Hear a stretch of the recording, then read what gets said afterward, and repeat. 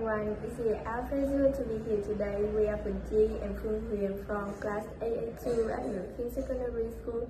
And you know, one of the most common disease in teens is social phobia.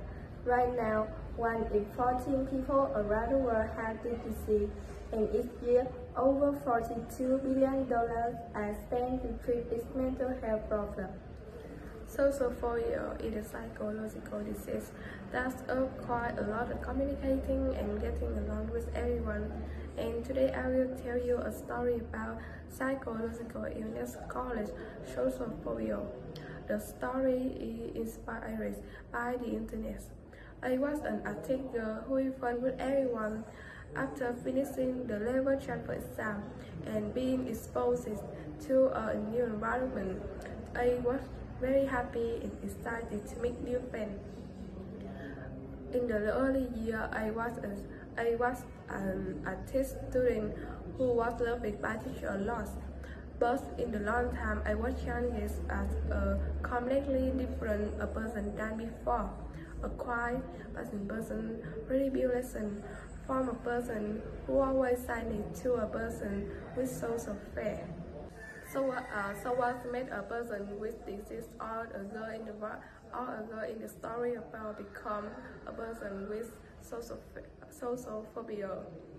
The cause of this disease are very diverse. For example, being humiliated, embarrassed in front of a crowd that is loudly making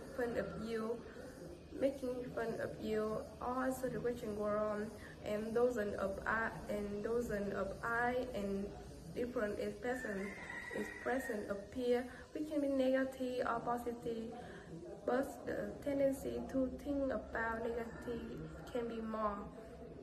People around see it as just an ordinary store with nothing, but a person who is the victim of the teasing is present and lie when dozen people eye look at me. It's terrifying. That is deeply ingrained in the mind. So the message from me to you is those who are suffering from this disease. I ask you to be strong and resilient, to overcome your fear, but this was so unfair, and people around really listen and understand for those who have this disease. And now I will tell you 3 ways to cope with social phobia.